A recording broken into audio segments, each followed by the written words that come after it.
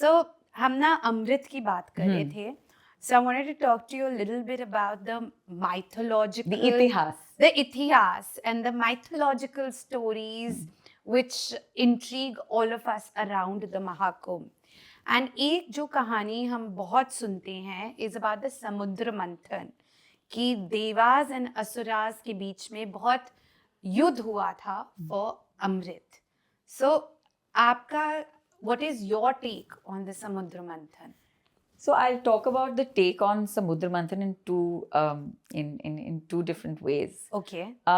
Let's talk about the Samudra Manthan and how it's applicable to us today. There is a manthan that is going on inside of us every single day.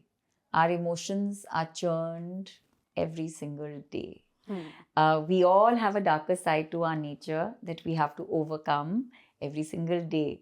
So the Samudra Manthan is basically the Asurs, the demons और देवता वो साथ आए थे. उन्होंने बहुत compromise किया कि हम दोनों इस समुद्र में से जो रत्न हैं और जो अमृत है उसको हम एक्सेस करेंगे, लेकिन जॉइंट एफर्ट होगा because they were not getting anywhere by themselves. Now देवता जो हैं उनके पास नॉलेज है, विजडम है. जो असुर है उनके पास ताकत है, बल है. तो they came together to do this. But that was on the astral level. If you talk about today, we are all churning inside. हमें पता है कि हमारी बेस टेंडेंसीज हैं, मटीरियलिस्टिक हैं, मोह माया में हम सब डूबे हुए हैं. But how do we rise above? So this amrit, what is this amrit? These are higher qualities that you want to access, and you can only access them as you are able to overcome जो हमारे षड रिपु होते हैं.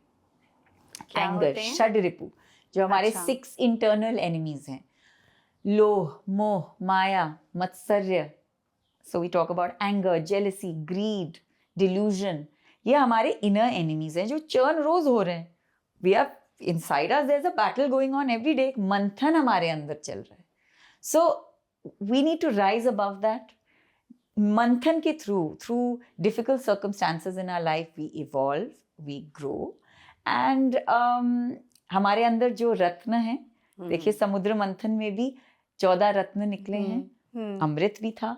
तो हमारे अंदर का जो अमृत है वो तभी निकलेगा when we are able to get over our attachments and our negative tendencies, which is what it's really all about.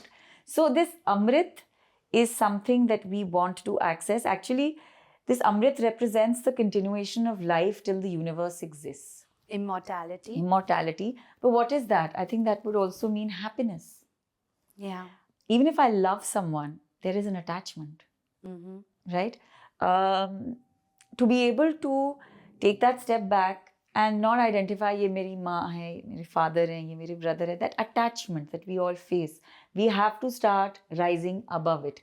When we start rising above it, we will be able to access this amrit. So this amrit one can access because of these astrological combinations that come timely every 12 years, and you go there with the idea कि सबसे पहले तो हम, this is like an outside snan to prepare yourself for those changes.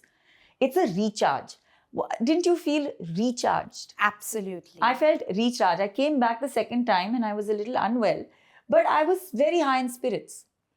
So जब हम वापस जा रहे थे नौका में, मुझे actually लगा, and I'm not exaggerating, कि I'm feeling lighter. Yeah. कि कुछ छोड़ के आ गई हूँ मैं. Correct. वो लगा मुझे. It's supposed to be that clean slate. कि I have come here, I've asked for forgiveness. And who are you really asking for forgiveness from? More yourself. Yeah. That I've got to rise above because I've got to rise above for myself. So you're there, you feel a certain sense of surrender.